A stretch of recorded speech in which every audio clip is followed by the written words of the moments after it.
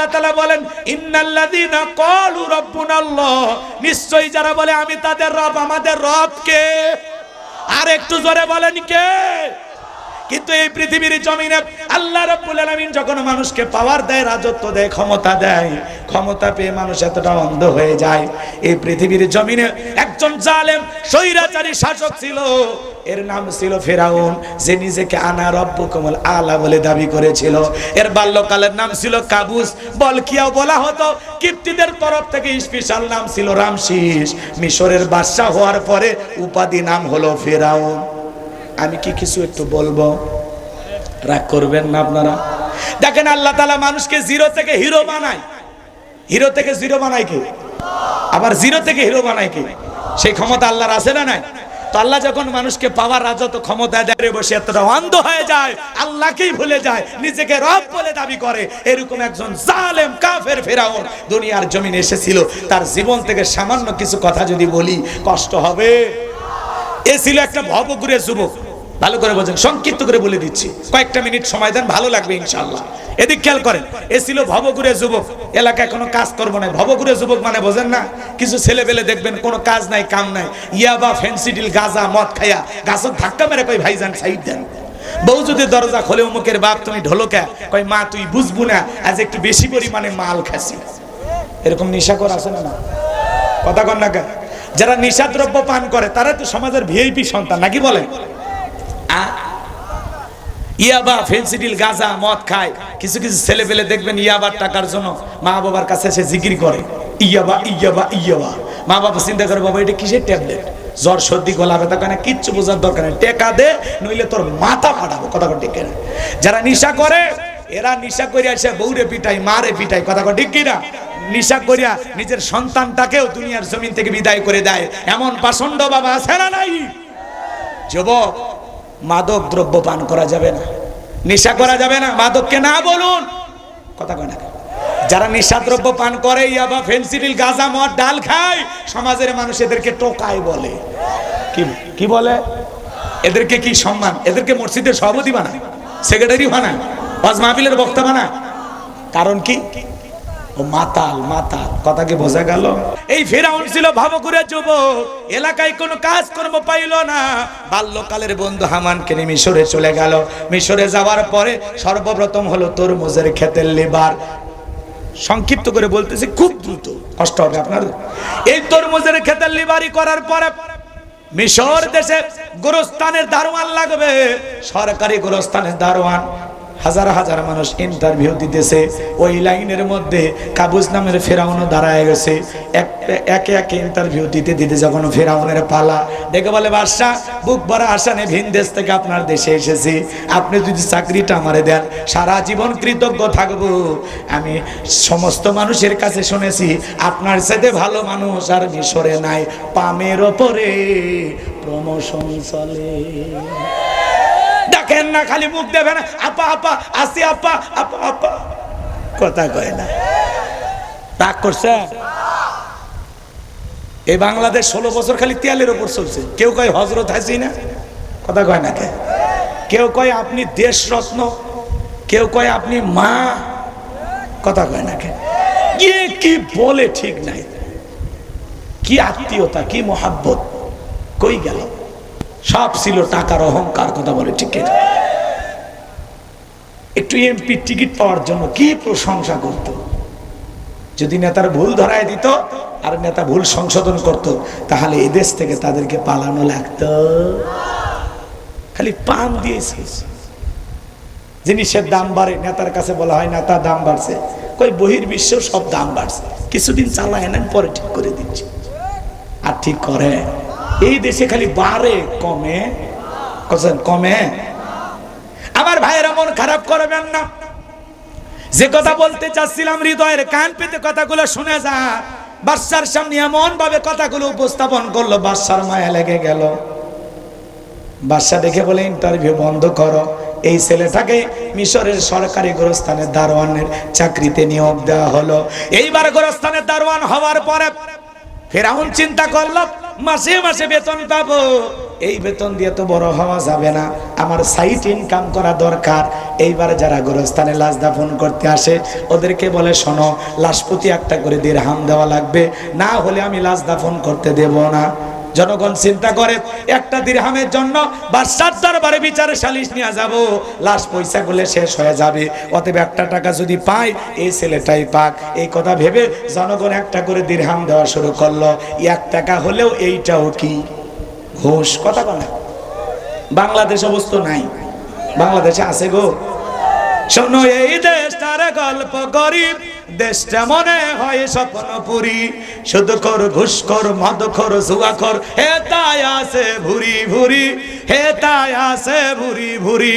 এ দেশে অসৎ কামাই কেউ করে না, তবে ঘুষের টাকা পেলে কেউ তো ছাড়ে না। টেবিলের নিচ দিয়ে হাত বাড়িয়ে কালো টাকাটা নাই সারিয়ে, করছে ওরা বড় দেশের চুরি, করছে ওরা বড় দেশের চুরি। শোনো এই দেশটার গল্প করি, একটা ছেলে চাকরির জন্য 10 লাখ 15 লাখ 20 লাখ টাকা ঘুষ উপরওয়ালা দেওয়া লাগে। উপরওয়ালা বলতে কি ফেরেশতা সে নিয়ে যা? চাকরি ঘুষ ছাড়া হয় না। কষ্ট হচ্ছে। এমন পরিবেশ আমাদের দেশে এখনো চলমান, কথা কয় না কেন? এর পরিবর্তন আসার দরকার আছে না নাই? আসবে ইনশাআল্লাহ। আমার ভাইরা, আমি যে কথা বলতে চাচ্ছিলাম গভীর মনোযোগ। জনগণ একটা করে দিরহাম দিতে বাধ্য হয়ে গেল। আল্লাহর খেলা বোঝা বড় দায়। আল্লাহ ওই জামানা একটা মহামারী দিল, যে মহামারীর নাম হলো ডায়রিয়া, কলেরা। কথাকে বোঝেন? 2020 সালে আল্লাহ তাআলা আমাদের দেশে তাম পৃথিবীর মানুষকে একটা মহামারী দিয়েছিল। ওই দেশের নাম, ওই মহামারীর নাম হলো কি? ধরো না ছুঁয়ো না, নাম হলো করোনা। এমন দিন যায়নি, হ্যাঁ? স্বামী আলাদা রুমে, করোনা রোগী, স্ত্রী খাবার প্লেট টেলেট দিয়া, লম্বা একটা বাঁশের লাঠি দিয়া আস্তে করে খাবারের প্লেটটা দরজা দিয়া,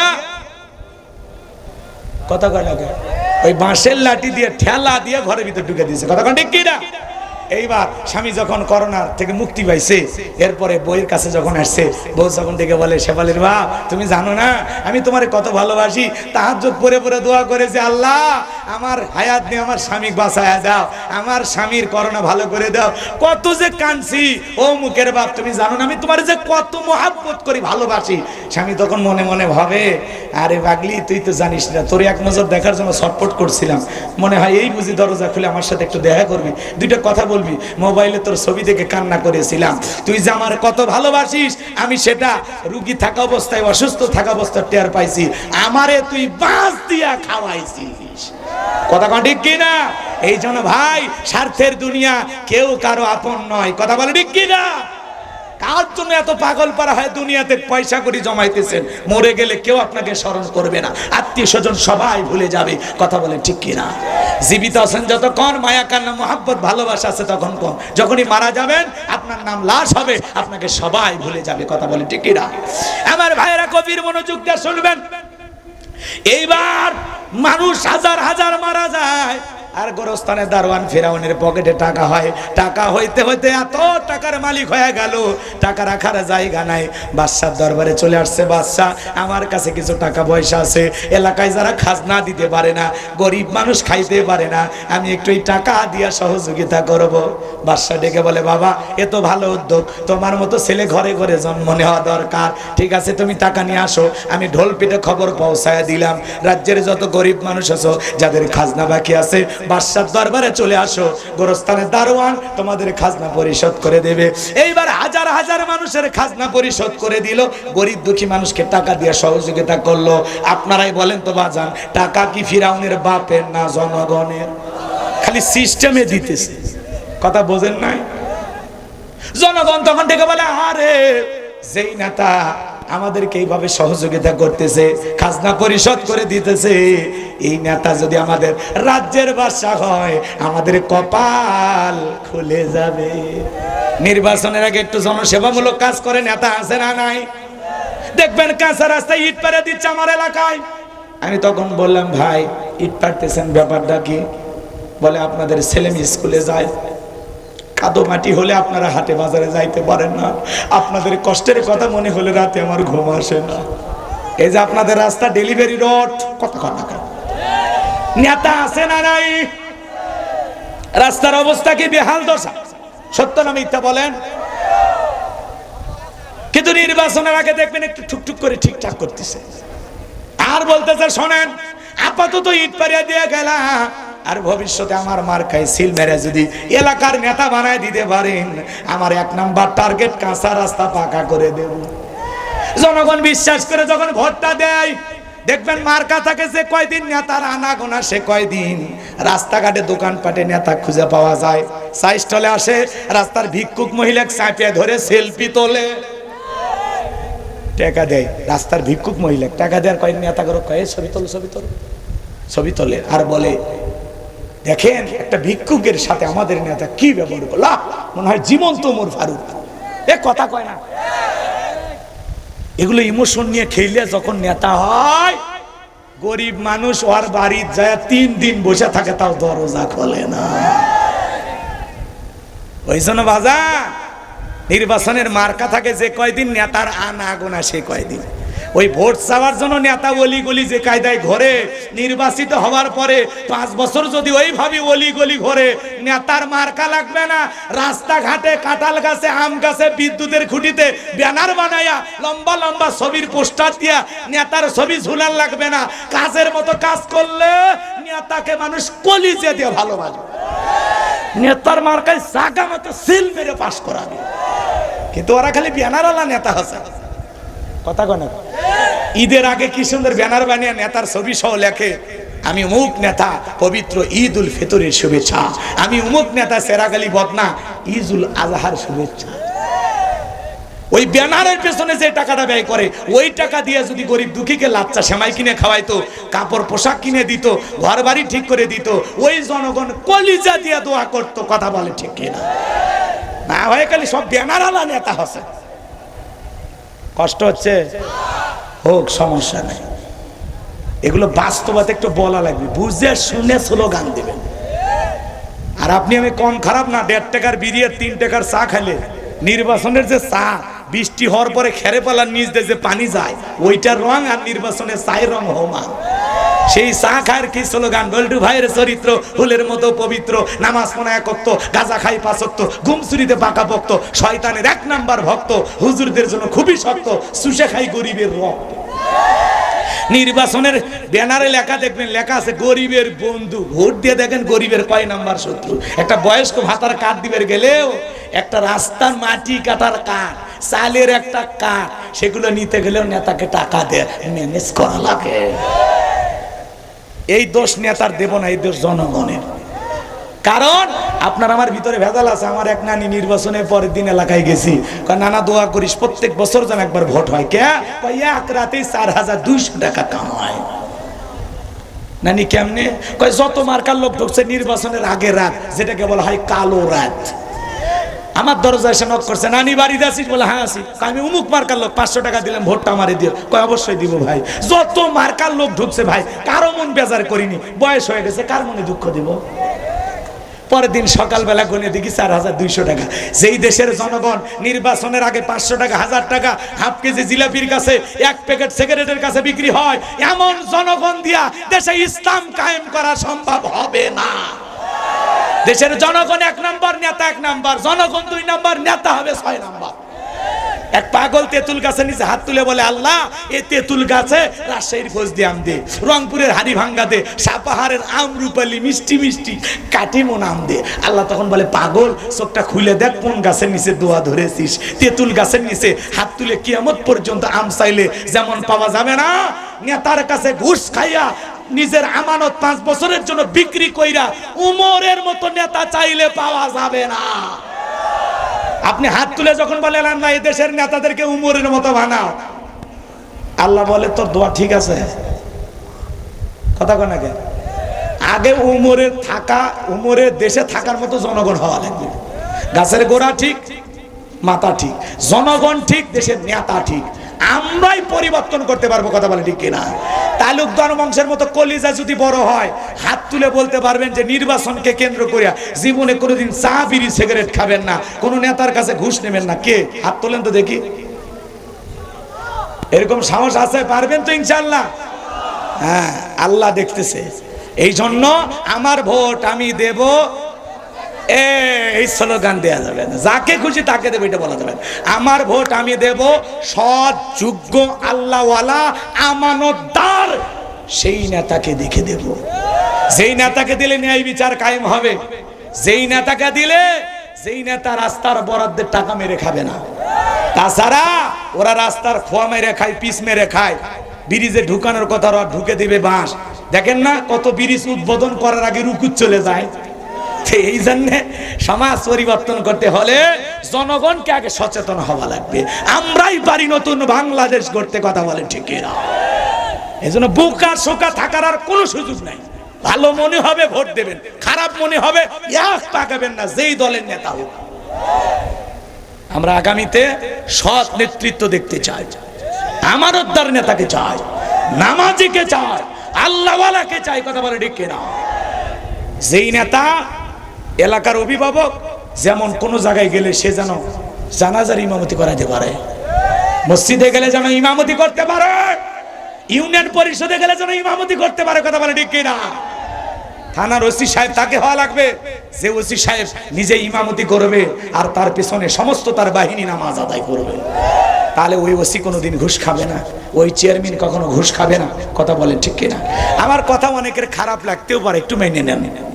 আমার ভাইরা গভীর মনোযোগ দিয়ে শুনবেন।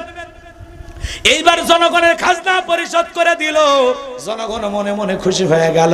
ওই দেশের বাদশা যিনি ছিল বার্ধক্যজনিত কারণে, বাজান গো আমার, ওই দেশের একজন মন্ত্রী ছিল, মন্ত্রী মারা গেল। এইবার জনগণ সমর্থন দিয়া মিশরের মন্ত্রী গোরস্থানের দারোয়ানকে বানায় দিল, বার্ধক্যজনিত কারণে যখন বাদশা মারা গেল। এইবার ফিরাউন সমস্ত জনগণ ডেকে বলে, সমস্ত জনগণকে ডেকে বলে, শোনো, বাদশা মারা গেছে, বাদশা ছাড়া একটা দেশ চলতে পারে না, তোমরাই বলো এই মিশরের বাদশা হবে কি? সমস্ত জনগণ ডেকে বলে, আপনার চরিত্র আগেই দেখা হয়ে গেছে, আপনি যদি মিশরের বাদশা হন আমাদের কারো কোনো আপত্তি নাই। এইবার জনগণের সমর্থন পাইয়া এক চান্সে মিশরের বাদশা হয়ে যাওয়ার পরে ক্ষমতার চেয়ারে যখন ফিরাউন বসলো, মিশরের বাদশা হওয়ার পরে হামানকে ডেকে বলে, হামান, আজ থেকে তুই হবি আমার মন্ত্রী আর আমি হব বাদশা। আজ থেকে দুইজন মিলে সুন্দর করে দেশ পরিচালনা করব। ফিরাউন ক্ষমতার চেয়ারে বসার পরে রাতের বেলায় ঘুমাইতে গেলে ঘুম চোখে আসে না, আজে বাজে স্বপ্ন দেখে ঘুম থেকে লাফায় লাফায় ওঠে। এইভাবে যখন ঘুম হয় না, তার দরবারে জ্যোতিষী ছিল 400। এই 400 জ্যোতিষীর লিডারের নাম হলো দবিরা, বয়স হলো 320 বছর। দবিরাকে ডেকে বলে, দবিরা, কেন জানি রাতের বেলায় ঘুমাইতে পারি না, আজে বাজে স্বপ্ন দেখে লাফায় লাফায় উঠি, কি যেন হয়েছে, একটু গবেষণা করে দেখো তোমার ভাগ্যে কি আছে। এইবার দবিরা গবেষণা করে বলে, নেতা, যদি আপনি তরমুজের খেতের লেবার, ভবঘুরে যুবক, সেখান থেকে গোরস্থানের দারোয়ান, এরপরে মিশরের মন্ত্রী, বর্তমান রানিং বাদশা, আঙ্গুল ফুলা কলার গাছ, কিন্তু আপনার ভবিষ্যৎ জীবন বড় অন্ধকার। আগামী 3 মাসের মধ্যে বনি ইসরাইল সম্প্রদায়ের মধ্যে মুসা নামের একটা ছেলে জন্মগ্রহণ করবে। ওই মুসার কারণে রাজত্ব পাওয়ার ক্ষমতা থাকবে না। নেতারে, এমনকি আপনার জীবন যাওয়ার সম্ভাবনাও দেখা যায়। এই কথা শোনার পরে ফিরাউনের মাথা ঠান্ডা না গরম? যদি বলতো মুসা দেবে খানকা বানাবে, বসে বসে জিকির করবে, নামাজ পড়বে, তাহলে কি মন খারাপ করতো? আজও সমাজে দেখবেন যারা খানকাই বসে হু হু করতেছে, লাফালাফি করতেছে, গাজার কলকিতে টান মেরে, এরকে নিয়ে কেউ মাথা ব্যথা করে না, ওই খানকা বাবাকে নিয়ে টেনশন নাই। কিন্তু যারা আল্লাহর জমিনে আল্লাহর কোরআনের আইন চালু করতে চায়, হক কথা বলে, তাদেরকে টার্গেট করে জেলখানায় ঢোকানো হতো। এ বাজান গো আমার, গভীর মনোযোগ দিয়ে শুনবেন। এইবার ফিরাউনের এই টেনশন বাইরে গেল, কিভাবে ঠেকানো যায়, কিভাবে ঠেকানো যায়, মুসার আগমন কিভাবে ঠেকানো যায়। এইবার বাজান গো আমার, তার মন্ত্রী হামান, টাকো হামান, যার মাথায় কোনো চুল ছিল না, সাদে মাল নাই, বাম পাল্লর, পুরো মাথা ছিল ভারতের দমদম এয়ারপোর্ট। দেখেন না কিছু টক শোতে মাথায় চুল নাই, এরাই নাকি বুদ্ধিজীবী, কিন্তু সব সময় ইসলামের বিরুদ্ধে কথা বলে, আলেমদের বিরুদ্ধে কথা বলে। এরা বুদ্ধিজীবী নামরূপী শয়তান।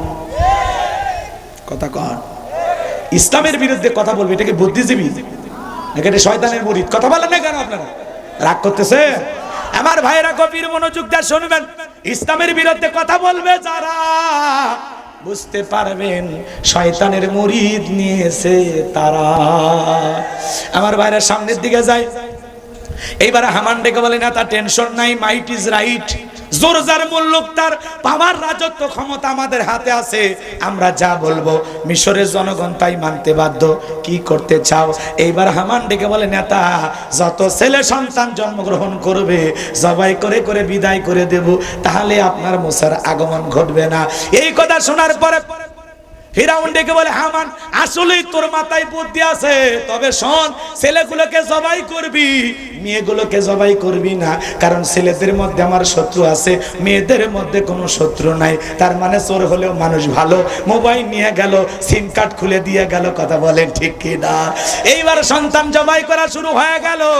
হাজার হাজার সন্তান জবাই করতেছে বাজান। 3 মাস পরে দবিরাকে বলে, দবিরা, এইবার ভাগ্য গবেষণা করে দেখো, আমার পথের কাটা মুসা বললো না, বাঁচলো।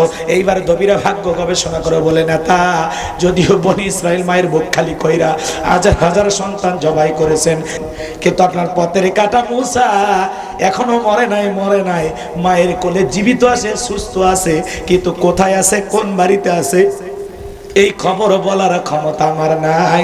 চিৎকার মেরে বলেন মারহাবা। আমার ভাইয়েরা, এইবার ফিরাউন রাগান্বিত হয়ে প্রশাসনের দায়িত্বশীল যারা আছে সেনাবাহিনীকে ডেকে বলে, শোনো, এলাকায় তল্লাশি চালাও, ঘরে ঘরে অভিযান চালাও, যে জায়গায় মুসারে পাইবা ধরবার জবাই করবে, যাও, বেতন কি আপনি বাড়ায় দিছি, যা বলবো তাই করবা। এই জন্য হইয়া বোঝে না,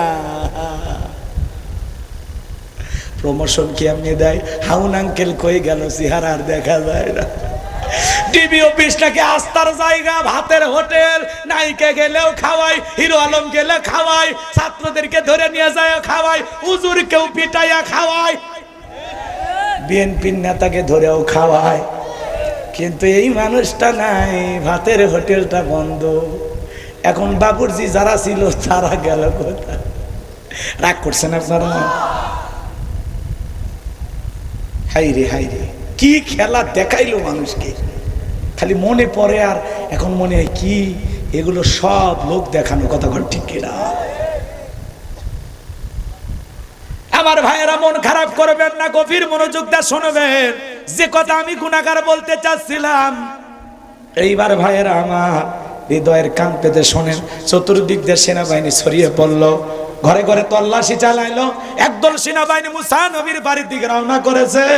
মুসা নবীর বড় বোন, তার নাম মারিয়ম, ডেকে বলে, মা, ওই যে ফিরাউনের সেনাবাহিনী দেখা যায় মা, আর বুঝি ভাইকে বাঁচানো গেল না? ভাইকে তুমি কই লুকিয়ে রাখবা? এইবার মুসা নবীর মা সন্তানকে নিয়ে দিক সেদিক দৌড়ায়, কে যেন ইলহামের মাধ্যমে গায়বী আওয়াজ দেয়, বলে, মুসার মা, তোমার ছেলেটাকে চুলার ভিতরে ফেলাইয়া দাও, কথা দিলাম গো, তোমার ছেলেকে তোমার কোলে ফেরাইয়া দেব। মুসা নবীর মা তাই করলেন। এইবার ফিরাউনের সেনাবাহিনী, ক্যাডার মাস্তান, প্রশাসন যারা ছিল, প্রত্যেকটা ঘর তল্লাশি করলেন, বাড়ির জিনিসপত্র তছনছ করে ফেলে দিলেন। তল্লাশি চালায়া ওরা যখন চলে গেল, সন্তানকে পাইল না। মুসা নবীর বাবা চোখের পানি ছেড়ে দিয়া বলে, মুসার মা, জালেমদের ভয়ে ছেলেটাকে চুলার ভিতরে ফেলাইয়া দিলাম, আমার মনে হয় আমার মুসা পুরে কয়লা হয়ে গেছে। ওরা যদি জবাই করতো, ছেলের লাশটা বুকে জড়াইয়া কান্না করতে পারতাম। বলেন তো বাজান, সন্তানের জন্য মা বাবার অন্তরে দয়া মায়া কম না বেশি? যুবক রে, মুসা নবীর মা বাবার অন্তরে যেমন দয়া মায়া আছে, তোমার আমার মা বাবার অন্তরেও তেমনি দয়া মায়া আছে। একটা মা, ছোট্ট শব্দ, দুনিয়ার সব মোহাব্বত ভালোবাসা যেন ওই একটা নামের ভিতরে। যুবক, মায়ের সাথে কোনোদিন বেয়াদবি করা যাবে না। মার মনে কখনো কষ্ট দিও না, চোখ রাগায়া কথা বলো না। মা, মা গর্ভ ধারণ করেছে, তোমাকে আমাকে পেটে নিয়ে অনেক কষ্ট করেছে, প্রসবের যন্ত্রণা সহ্য করেছে, বুকের দুধ পান করাইছে, মুখে ভাষা ছিল না, মা কান্নার ভাষা বুঝতো। একটু কান্না করে চোখ দিয়ে পানি ফেলাইলে মা বুকে জড়ায় নিতর বলতো, আমার কলিজা কান্না করছে, আমার সোনা কান্না করেছে। কেন কান্না করছে বাবু, তুমি জানো না? তোমার মা একটু কাজ করতেছে। মা পাগল পারা হয়ে যেত। দেখেন না আপনার বিবি আপনার সন্তানটাকে কেমন ভালোবাসে, ঠিক আপনার মাও আপনাকে তেমনি ভালোবাসা দিয়েছে। কথা বলে, আজকে সুন্দরী বউ পায়ে ভুলে গেলি, মা বাবার কথা সব ভুলে গেলি, এত স্বার্থপর হইতে পারলি? হে যুবক, এতটা বেঈমান হতে পারলি? সামান্য শ্বশুরের অর্থ পাইয়া, একটা পালসার ডিসকভার পাইয়া মা বাবার এতদিনের অবদান সব ভুলে গেলি। কথা বলে না কেন? তোদের পায়ে হাত দিয়ে অনুরোধ করি, খবরদার মা বাবার মনে কখনো কষ্ট দিও না। ওয়াকাদা রাব্বুকা আল্লা তা'বুদু ইল্লা ইয়্যাহু ওয়া বিল ওয়ালিদাইনি ইহসানা। আল্লাহ বলে আমার ইবাদত করো, আমার গোলামি করো, আমার ইবাদতের সাথে কাউকে শরীক করো না, আমি আল্লাহর সাথে কাউকে শরীক করো না। আমার ইবাদতের পর তোমাদের দায়িত্ব মাতা পিতার খেদমত করা, তাদের সাথে উত্তম আচরণ ব্যবহার করা। সুবহানাল্লাহ। পিতা মাতার খেদমত করবে। হে যুবক, তুমি তোমার মা বাবার সাথে যে আচরণ করবা, ঠিক তোমার সন্তান তোমার সাথে একই রকম আচরণ করবে। এই জন্য ভুলে যেও না, আজকে তুমি যেটা করতেছো অপেক্ষা করো, তোমার সন্তানও তোমার সাথে তাই করবে। তাহলে পিতা মাতার খেদমত কারা কারা করবেন? দুই হাত তুলে দেখান। আল্লাহ আমাদের পিতা মাতার খেদমতকারী সন্তান হিসেবে কবুল করেন। জোরে বলেন আমিন। সময় নাই, থাকলে আধা ঘন্টা পিতা মাতার খেদমত নিয়ে আলোচনা করা যাইতো। আমার ভাইয়েরা গভীর মনোযোগ দিয়ে শোনেন। এইবার মুসা নবীর মা চুলার কাছে তাকায়া দেখে মুসা নবী চুলার ভিতরে পড়ে মুস্কি মুস্কি হাসে। একটু জোরে বলেন না সুবহানাল্লাহ। সন্তানকে কোলে জড়ায় নিলেন। কে জানো ডেকে বলে মুসার মা, আর কতদিন জালেমদের ভয়ে লুকিয়ে রাখবা? সিন্ধুক একটা বানায়া দরিয়ার বুকে ভাসায়া দাও। কথা দিলাম গো, তোমার সন্তানকে আবার তোমার কোলে ফেরায় দেব। মুসা নবীর মা টেনশনে পড়ে গেলেন, সিন্ধুক পাবেন কোথায়? সকালবেলা কে যেন ডেকে বলে মিস্ত্রি লাগবে মা, আমি একজন মিস্ত্রি। মুসা নবীর মা ডেকে বলে এদিকে আসো, জীবনে কোনোদিন মিস্ত্রি বলে তো কেউ ডাক দেয় নাই, তুমি কিসের মিস্ত্রি? এইবার কাছে এসে ডেকে বলে মা, আপনি যদি মনে করেন আপনার একটা সন্তানকে সিন্ধুকে তেলে দরিয়ার বুকে ভাসায় দিবেন, আপনি চাইলে এরকম সিন্ধুক আমি বানায় দিতে পারে। মুসা নবীর মা ডেকে বলে মিস্ত্রি, তুমি তোমার মনের কথা বলেছ, এইরকম একটা সিন্ধুকই তোমার দরকার। আল্লাহু আকবার বলেন। আমার ভাইয়েরা, মুসা নবীর মাকে মিস্ত্রি ডেকে বলে মা, ভিতর দিকে একটু পানি নিয়ে আসেন, যন্ত্রপাতি আছে ধার দেবার জন্য, পানি লাগতে পারে, আবার না হলেও চলবে। মুসা নবীর মা ভিতর থেকে পানি নিয়ে আসা দেখে মিস্ত্রি সুন্দর একটা সিন্ধুক বানায়া দাঁড়িয়ে আছে। এইবার সিন্ধুকটা হাতের মধ্যে দিয়া মিস্ত্রি শুধু দৌড়াই, পেছন থেকে মুসা নবীর মা ডেকে বলে মিস্ত্রি, এই বিপদের দিনে এত বড় উপকার করলা, লোহার পয়সা কিনিবা না, কাঠের পয়সা কিনিবা না, তোমার পারিশ্রমিকের দামটা কিনিবা না। মিস্ত্রি ডেকে বলে মা, যারা বিপদে পড়ে আমি তাদের উপকার করি, বিনিময়ে টাকা পয়সা গ্রহণ করি না। মুসা নবীর মা ডেকে বলে মিস্ত্রি, এই বিপদের দিনে এত বড় উপকার করলা, লোহার পয়সাও নিবা না, কাঠের পয়সাও নিবা না, পারিশ্রমিকের দামটাও নিবা না, অন্তত তোমার নামটা বলে যাও, মাঝে মাঝে তোমার কথা মনে হলে আল্লাহর কাছে তোমার জন্য দোয়া করব। মিস্ত্রি ডেকে বলে মা, আমি দুনিয়ার সাধারণ কোনো মিস্ত্রি না, আমি আল্লাহর ফেরেশতা, আমার নাম হলো জিবরাইল। এইবার মুসা নবীকে সিন্ধুকের ভিতরে তুলে দরিয়ার বুকে ভাসায় দিলেন। আর মেয়ে মারিয়ামকে বলে মা, সিন্ধুক ভাসতে ভাসতে কই যায় খবর নিয়ে আসবি। বলবো?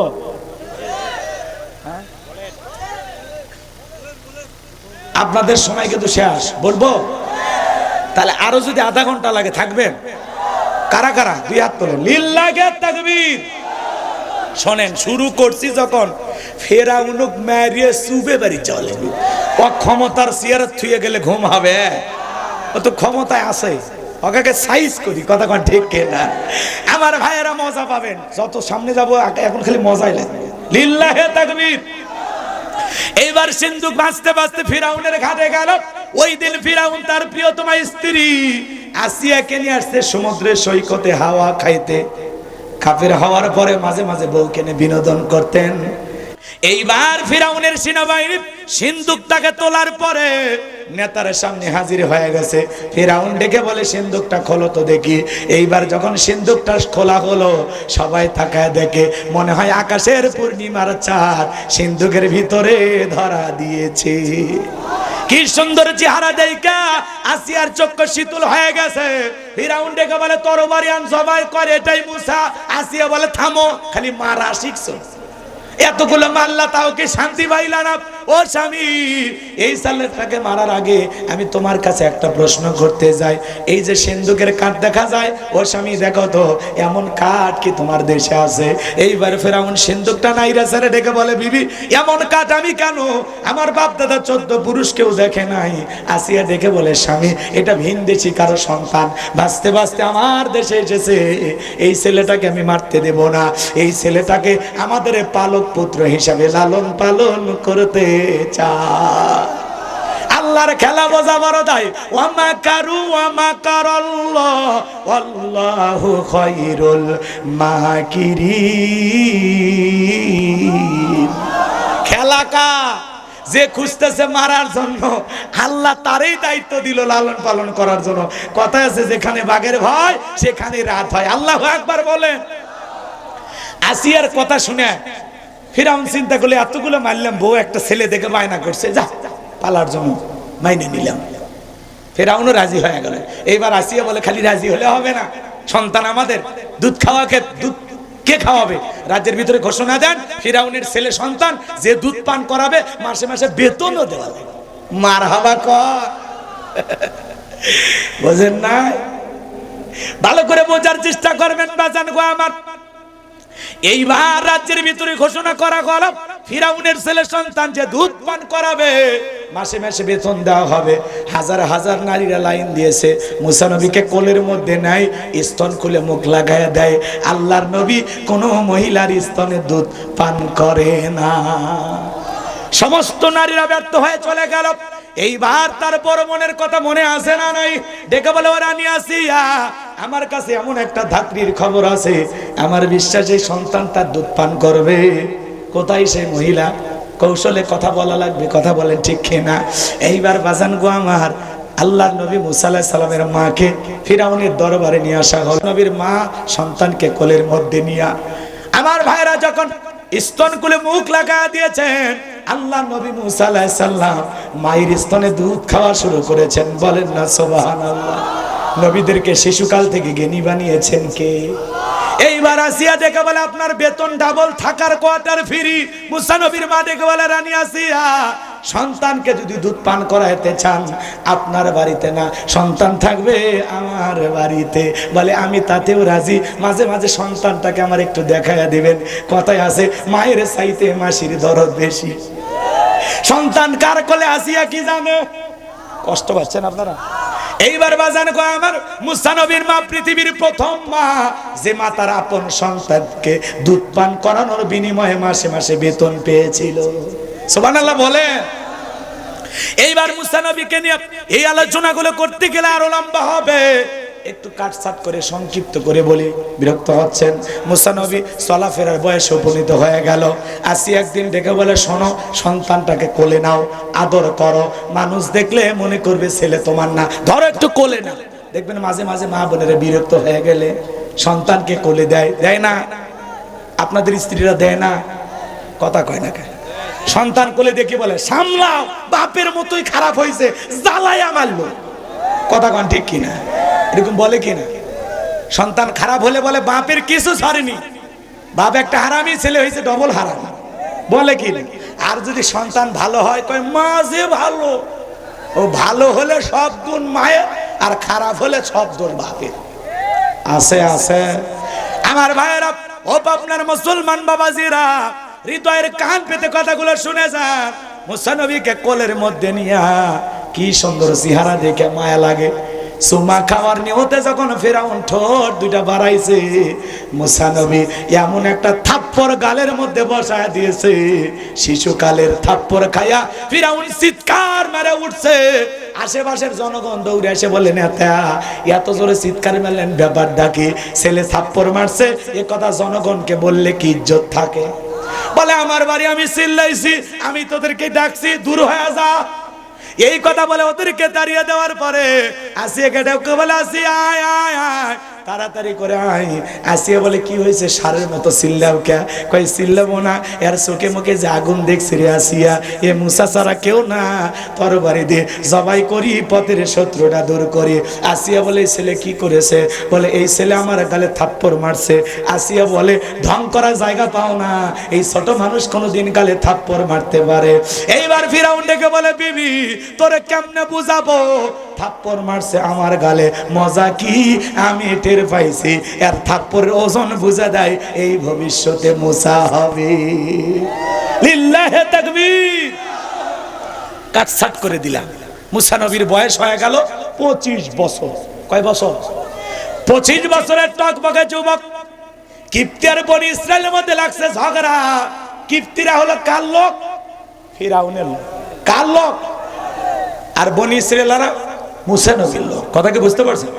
এইবার মুসা নবী যা বলতেছে, এই কিপ্তি সব জায়গায় নেতার গরম দেখাস, দেখেন না কিছু পাতি নেতা, কামাক চিনিস, আমি অমুক নেতার আপন খালাতো বোন, তার ছোট মেয়ে বিয়ে করেছি, কি হাইব্রিড পরিচয়।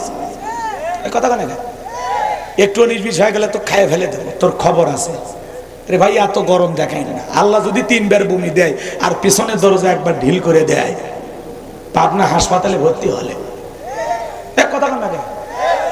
বড় ছেলে দেখতে গেছে আব্বা শরীরের কি অবস্থা, কয় বড় ভাই তোমাকে চিনতে পারলাম না। বিকেলে স্ত্রী দেখতে গেছে, অমুকের বাপ তোমার শরীরের অবস্থা কি, কয় মা দোয়া কর।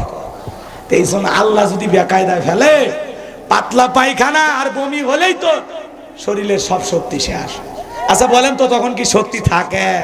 এই জন্য বেশি ভাব নেয়ার সুযোগ নেই। অনেকে লাভ দিতেছে, একটু লাফালাফি কম করেন।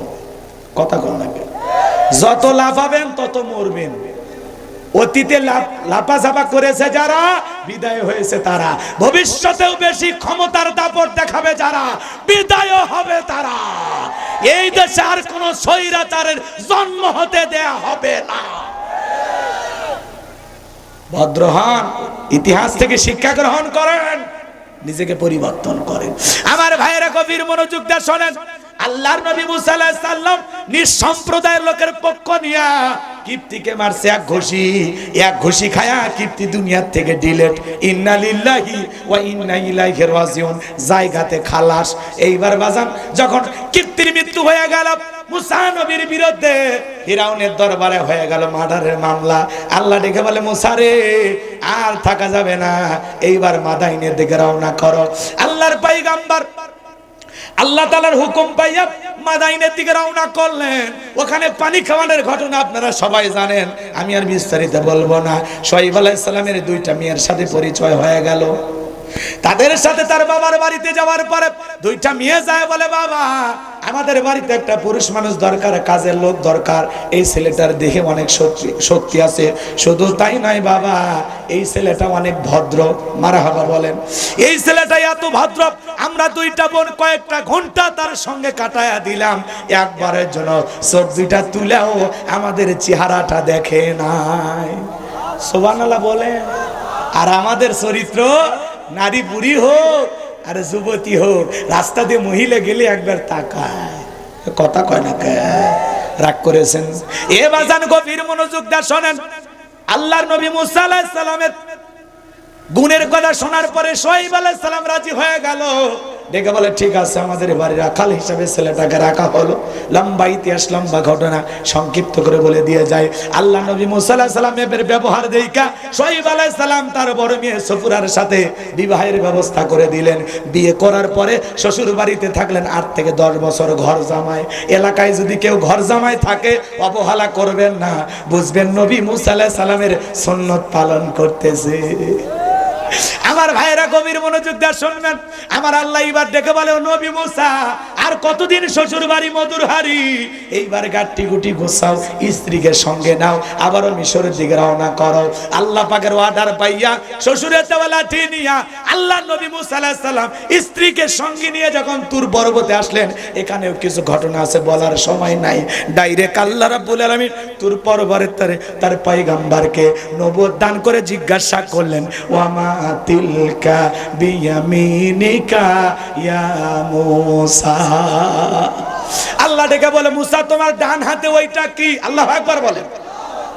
আল্লাহর পয়গম্বর মুসা নবী জবাব দিয়ে বলেন ক্বালা হিয়া আসায়া আতাওয়াক্কাউ আলাইহা ওয়া আহুশু বিহা আলা গনামি ওয়া লিয়া ফিহা মাআরিব উখরা।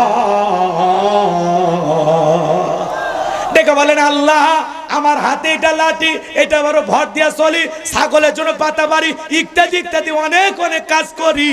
আল্লাহ ডেকে বলে পয়গাম্বার প্রশ্ন করলাম একটা, জবাব দাও যদি একটা।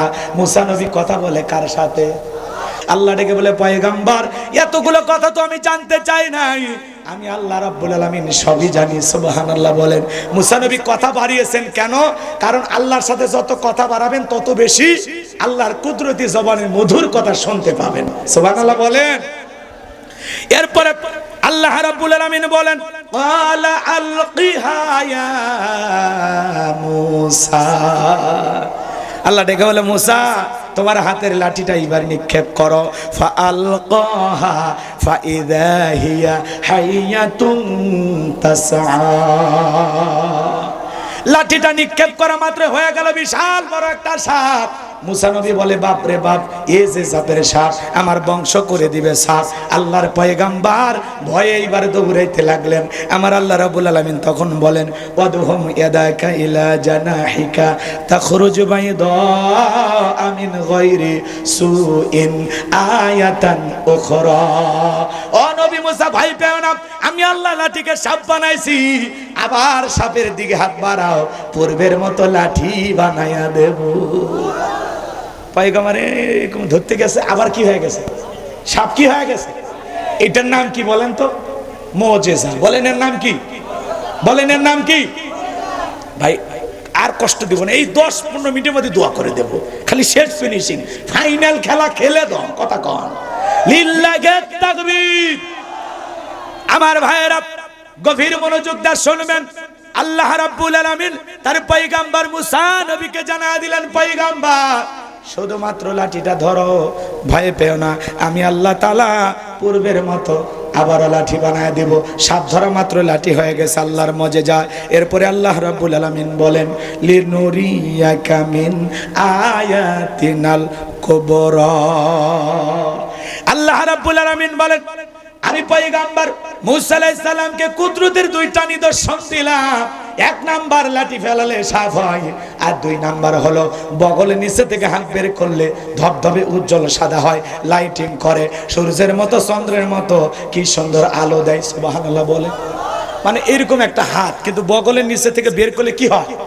আলো দেয়, ঝলমল করে, জ্যোতি ছড়ায়। সুবহানাল্লাহ বলেন। আল্লাহ রাব্বুল আলামিন বলেন ও পয়গম্বর এই যে কুদরতের 2টা নিদর্শন দিলাম, 2টা মুজিজা দান করলাম, এইবার তোমার দায়িত্ব হলো ইযহাব ইলা ফিরআউনা ইন্নাহু তাগা। ও নবী মুসা এইবার ফিরআউনের নিকট চলে যাও, ফিরআউন সীমা লঙ্ঘন করেছে, যাও আর নিকট দাওয়াত দাও, যায় বলো ফিরআউন রে তোর বানানো আইন দেয়ার মিশর চলবে না, এখন থেকে মিশর পরিচালনা হবে আল্লাহর আইন দিয়া। আলালাহুল খলক ওয়াল আম, সৃষ্টি যার আইন চলবে সে আল্লাহর। 53 বছরে বহু মানুষের শাসন ক্ষমতা আপনারা দেখেছেন, আগামীতে আল্লাহর কোরআনটা দিয়ে দেশটা চললে কেমন দেখা যায়। আল্লাহর আইন এই জমিনে চালু করতে চান কারা? 2 হাত তুলে দেখান তো তারা। লিল্লাহি তাকবীর। জমিন যার, মনে থাকবে তো ইনশাআল্লাহ, খালি আবেগে হাত তোলেন না। কথা বোঝেন নাই? ঠিক আছে তো আমার ভাইরা, লম্বা হবে, আমি লম্বা করতেছি না। মুসা আলাইহিস সালাম দেখে বলে আল্লাহ আপনি কি ভুলে গেছেন আমি ফিরআউনের দরবারে মার্ডার কেসের আসামি, গেলে তো ফাঁসি দিয়ে মারবে। কথা বলে কি দিয়ে মারবে? আরো জোরে বল। আল্লাহ তাআলা ডেকে বলে ও নবী মুসা ছোটবেলা থেকে ষড়যন্ত্র করেছিল, মারতে পারে নাই, আমি আল্লাহ হেফাজত করেছি, তোমাকে দায়িত্ব দিয়েছি, নবুয়ত দান করেছি, তোমার দায়িত্ব হলো ফিরআউনের নিকট দাওয়াত পৌঁছানো। এত বড় কাফের হলেও আমি আল্লাহর মেসেজ তাকে পাঠাইতে হবে। কথা বলেন না কেন? ওরে যা বুঝাইতে হবে আল্লাহ একজন আছে, তুমি খামাকা নকল খোদা দাবি করে লাভ নাই, ওরে বুঝাইতে হবে। কাফের হওয়ার পরেও ওর দাওয়াত পাওয়ার অধিকার আছে না? না তো মানুষ যতই খারাপ হোক ভালো হওয়ার সুযোগ দিবেন, মনে থাকবে তো ইনশাআল্লাহ। এদিক খেয়াল করেন, আল্লাহ নবী মুসা ডেকে বলে আল্লাহ গেলে তো ফাঁসি দিয়ে মারবে। আল্লাহ ডেকে বলে আমি যার সাথে আছি ফাঁসি দিয়ে মারতে পারবে না, আগুনে পোড়ায় মারতে পারবে না, পানিতে ডুবায় মারতে পারবে না, হাজারো দিন রিমান্ডে নিয়েও ওরা মুমিনের মুখের হাসি কেড়ে নিতে পারবে না। আর ওদের রিমান্ড চাওয়ার আগে কান্দে কৃষি মন্ত্রী আব্দুর রাজ্জাক কান্না করতেছে, আমি এই বিচারছে। শাপলা চত্বরে গভীর রাতে এতিম বাচ্চাদেরকে, আলেমদের, হাফেজদের মাইরা ও এসে বলতেছে ওই জঙ্গিরা, ওই হেফাজতেরা, ওই ধর্মন্ধরা শাহবাগে এসেছিল আমাদের ক্ষমতার সেট থেকে নামানোর জন্য। রাত 12টার পরে বিদ্যুৎ অফ করে আমরা এমন অভিযান চালাই, তারপরে রাত 2টার পরে এই শাপলা চত্বর স্যান্ডেলের চত্বর হয়। যারা সরাসরি আলেমদের রক্ত নিয়ে খেলা করেছে, এদেশের কোরআনের হাফেজদের রক্ত নিয়ে খেলা করেছে, এদের বিচার বাংলাদেশে হবে। ও বলতেছে ন্যায় বিচার, বাপের বেটার মতো কথা বলেছিস, তোর ন্যায় বিচার করা হবে, একটু অপেক্ষা কর। অন্তর্বর্তীকালীন সরকার কি বিচার করবে জানি না, আগামীতে যারা প্রধানমন্ত্রী হবে বিচারের দাবিতে আমরা আছি। কথা কয় না, প্রত্যেকটা হত্যাকাণ্ডের বিচার হবে, কথা বলেন। এরা আজকে রিমান্ড চাইলে কান্দে কেন? আলেমদের রিমান্ড দিলে মজা পাইতে, হুজুর বউ নিয়ে ঘরে, তাও কয় ধর্ষণের মামলা। এ কথা কন না, হুজুর বউ নিয়ে ঘরে কাবির নামা দেখে, তোর দাদার কাবির নামা ছিল, যেটা আব্বা ডাকিস মা ডাকিস, তোর বাবা মার কাবির নামা জীবনে দেখেছিলি? আলেমদের নরম পাইয়া যা খুশি তাই করেছিল, কথা বলেন। রাগ করছেন আপনারা, বিরক্ত জান হয় না, দুই একটা কথা বললাম, মন খারাপ করবেন না। আলেমেরা বিয়ে করলে সমালোচনা করে, বিয়ে বৈধ কাজ না অবৈধ, হালাল না হারাম? তাহলে হালাল কাজ বৈধ কাজের সমালোচনা করবে যারা, নিঃসন্দেহে গুনাহগার তারা, কথা বলে ঠিক কিনা? এই জন্য ভাইরা আমার, এদেশকে যদি আপনারা পবিত্র রাখতে চান, ভালো রাখতে চান, তাহলে আলেমদেরকে ক্ষমতার চেয়ারে বসাইতে হবে। তাহলে এই দেশে কোনো পতিতালয় থাকবে না, কোনো নষ্ট ভণ্ডামি করার জায়গা থাকবে না, কোনো ক্যাসিনো থাকবে না, এদেশের সকল অবৈধ হারাম কাজ বন্ধ করে দেওয়া হবে। সম্মানিত ভাইয়েরা আমার, সামনের দিকে যাই, আমি যে কথা বলতে চাচ্ছিলাম, আল্লাহ রাব্বুল আলামিনের পয়গাম্বর মুসা নবী ডেকে বলে আল্লাহ যেতেই হবে। আমার আল্লাহ বলে অবশ্যই নবুয়ত দান করেছে, যাওয়া লাগবে। ডেকে বলে আল্লাহ অন্তরে দুরু দুরু কাব হয়, ভয় হয়। ছোটবেলা যখন মাদ্রাসায় পড়েছিলাম, হুজুর কোরআন শরীফ দেওয়ার সময় এই দোয়া আমাদেরকে পড়িয়েছিলেন, আমি তখন মনে করেছিলাম এটা বুঝি কোরআন খোলার দোয়া, কিন্তু তাফসীর পড়তে গিয়ে দেখলাম না না, এটা কোরআন খোলার দোয়া না। আল্লাহ নবী মুসা আলাইহিস সালাম ফিরাউনের দরবারে দাওয়াত দেওয়ার পূর্বে আল্লাহর কাছে দোয়া করে বলেছিলেন, ক্বালা রাব্বিশরাহ লি সাদরি ওয়া ইয়াসসিরলি আমরি ওয়াহলুল উকদাতাম মিন লিসানি ইয়াফকাহু কওলি ওয়াজআলনি ওয়াজিরাম মিন আহলিহা হারুন আখি। আল্লাহর কাছে ডেকে বলেন, হে আমার রব, আমার পক্ষকে প্রশস্ত করে দাও, আমার কাজকে সহজ করে দাও, জিহ্বার জড়তা দূর করে দাও, যাতে সহজে আমার কথা মানুষ বুঝতে পারে। আর আমার পরিবারের মধ্য থেকে আমার ভাই হারুনকেও আপনি নবী বানাইয়া দেন। আল্লাহ বলে পয়গাম্বর দোয়া মঞ্জুর হয়ে গেল, তোমার ভাই হারুনকেও আমি আল্লাহ নবী বানাইয়া দিলাম। সুবহানাল্লাহ বলেন। ভাই কষ্ট হয়, এই যে শেষের দিকে এসে গেছি, বিরক্ত হবেন না বাজান, শেষে মজা আছে না নাই? একটু শোনেন আমার ভাইয়েরা, আল্লাহর পয়গাম্বর মুসা আলাইহিস সালাম তার ভাই হারুন আলাইহিস সালামকে সঙ্গে নিয়ে ফিরাউনের দরবারে চলে গেলেন। কিভাবে দাওয়াত দিলেন লম্বা ইতিহাস, আমি যদি পরিপূর্ণ ঘটনাটা বলতে চাই কমপক্ষে 170টার মতো আয়াত তিলাওয়াত করা লাগবে, এত সময় আমার হাতে নাই, সংক্ষিপ্ত করে মূল কথাটা বলে যাই। আল্লাহর পয়গাম্বর তখন বললেন, অকালা মুসা ইয়া ফিরআউনু ইন্নী রাসূলুম মির রাব্বিল আলামিন। নবী মুসা আলাইহিস সালাম ডেকে বলেন, হে ফিরাউন, আমি আল্লাহর প্রেরিত একজন রাসূল, বিদায় আমার দাওয়াত তুমি গ্রহণ করো না। আমি আল্লাহর ব্যাপারে সত্য ছাড়া অন্য কিছু বলবো না। আমার দাওয়াত গ্রহণ করে বনি ইসরাইলদেরকে দাসত্বের জিন্দেগি থেকে মুক্ত করে আমার সাথে তুমি যেতে যাও। এই কথা শোনার পরে ফিরআউন তখন বলে ক্বালা ইন কুনতা জিতা বি আয়াতিন ফাতি বিহা ইন কুনতা মিনাস সাদিকিন। ফিরআউন ডেকে বলে সত্যি যদি তুমি নিজেকে নবী বলে দাবি করো, স্পষ্ট দলিল প্রমাণ যদি তোমার কাছে কিছু থাকে সেটা আমার সামনে হাজির করো। তুমি যে তোমার দাবিতে নবী এটা যদি সত্যি হয় তাহলে প্রমাণটা কি হাজির করো। ফিরআউনের কাছে নবী দাবি করতে গেলে প্রমাণ লাগে, আর এদেশে আল্লাহর ওলি দাবি করে কত ভণ্ড, কিন্তু মুরিদেরা প্রমাণ চায় না। একটা গাঞ্জার পোটলা দিলেই কয় বাবা ফাসি গাঞ্জা বাবা, এ কথা কয় না। আমার ভাইয়ের আল্লাহর নবী মুসা আলাইহিস সালাম তখন আল্লাহর দেয়া দুইটা মুজিজা দেখাইলেন, লাঠি ফেলাইলেন সাপ হয়ে গেল, বগলের নিচে হাত বের করলেন, ধবধবে উজ্জ্বল সাদা দেখালো। এইটা দেখার পরে ফিরআউনের লোকেরা ডেকে বলে ক্বালুল মালাউ মিন কওমি ফিরআউনা ইন্না হাযা লাসাহিরুন আলীম। ফিরআউনের সমস্ত দলবল এমপি মন্ত্রী যারা আছে ওরা তখন ডেকে বলতেছে নিঃসন্দেহে ছেলেটা মস্ত বড় জাদুকর, নবী দেখায় মুজিজা আর ওরা বলে এটা জাদু। কথা কি বুঝতে পারতেছে? এইবার ফিরআউন ডেকে বলে আমার এমপি মন্ত্রীরা তাহলে বলো এই ছেলের বিরুদ্ধে আমাদের পদক্ষেপ কি গ্রহণ। এবার সমস্ত এমপি মন্ত্রীরা ডেকে বলে নেতা যেহেতু সেও জাদু দেখাইছে আমরাও জাদুর খেলা দেখাবো। এই দেশে জাদুকরের অভাব নাই, কারণ ওই সময় জাদুর ব্যাপক প্রচার প্রসার ছিল। তখন তারা কি করলো, শহর বন্দর থেকে ইয়াতু বিকুল্লি সাহিরিন আলিম, শহর বন্দর থেকে দক্ষতা সম্পন্ন অভিজ্ঞতা সম্পন্ন জাদুকরদেরকে ফিরআউনের দরবারে উপস্থিত করা হলো। সমস্ত জাদুকররা ফিরআউনের দরবারে উপস্থিত হওয়ার পরে জাদুকররা ডেকে বলে ও নেতা, আমরা যদি আপনার শত্রু মুসাকে পরাজিত করতে পারি আমাদের বেনিফিটটা কি, লাভটা কি, পুরস্কারটি কি? খেলার মাঠে নামার আগে জানার দরকার আছে না নাই বিজয়ী দলের জন্য পুরস্কার কি থাকছে। এইবার ফিরআউনের কাছে সমস্ত জাদুকররা ডেকে বলে নবী মুসাকে পরাজিত করলে আমাদের কি দেবেন আপনি, আমাদের কি লাভ, পুরস্কার ডাকি। তখন ফিরআউন কি পুরস্কার ঘোষণা করেছিল জানেন?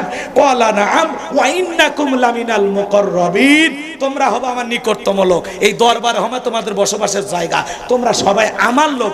নেতা যদি বলে তুমি আমার লোক আর কিছু লাগে, তাহলে ওই নেতার কথায় ক্রস ফায়ার করা যাবে, রাতকে দিন বানানো যাবে, দাড়ি টুপি ওয়ালাদেরকে মিথ্যা জঙ্গি মামলা দিয়ে ফাঁসানো যাবে। কথা বলে ঠিক কিনা?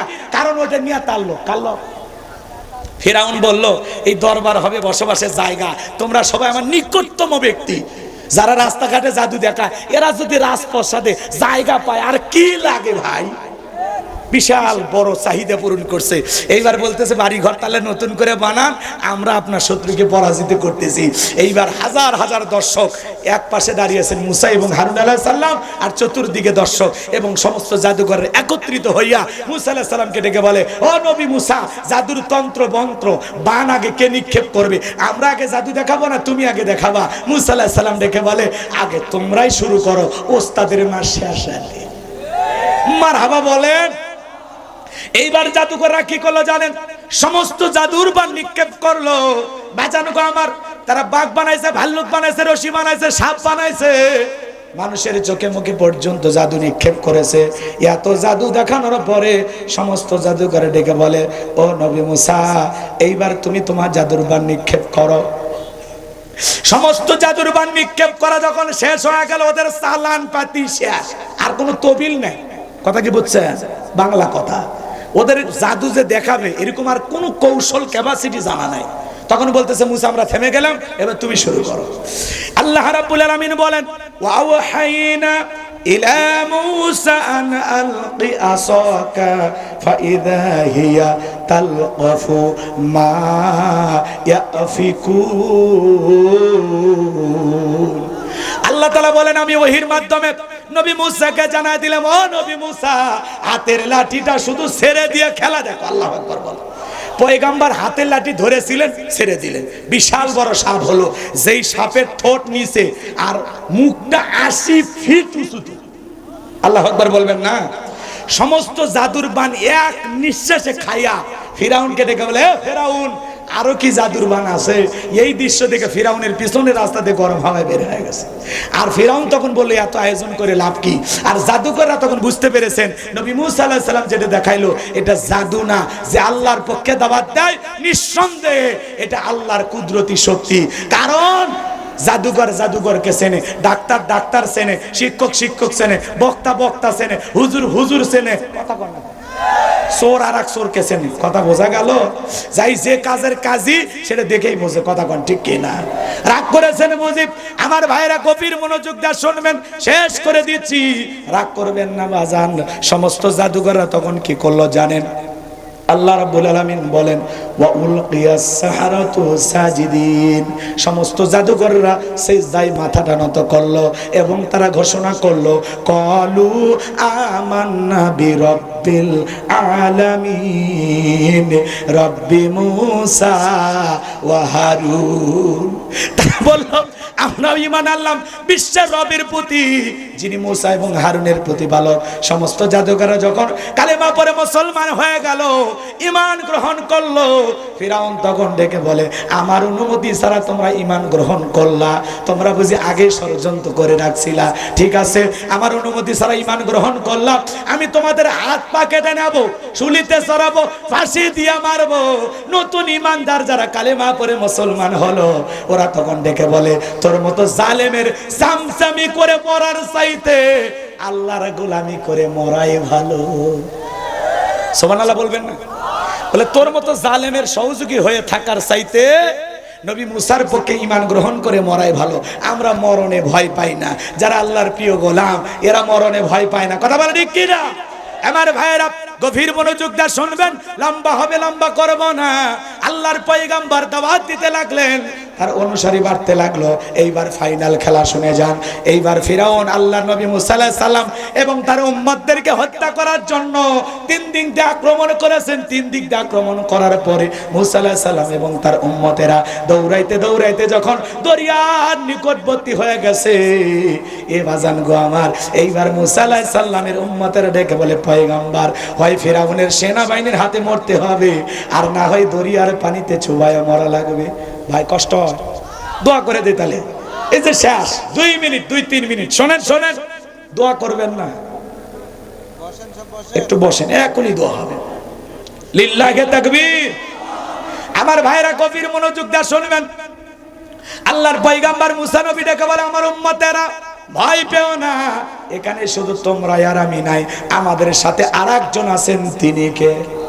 তিনি রব, আমাদের পথ দেখাবেন। নবী মুসা আলাইহিস সালামকে আল্লাহ ডেকে বলে পয়গম্বর ওই লাঠিটা দিয়ে সমুদ্রের পানিতে একটু আঘাত করো, আমি আল্লাহ পাক আপনাদের জন্য পারাপারের ভিআইপি রাস্তা বানায় দেব।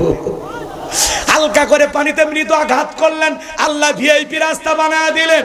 সেই কথা আল্লাহ রাব্বুল আলামিন সূরা ইউনূসের ভিতরে জানায় দিলেন, আমি পয়গম্বর নবী মুসা এবং তার উম্মতদেরকে বিশাল দরিয়া পার করে দিলাম। বলেন সুবহানাল্লাহ।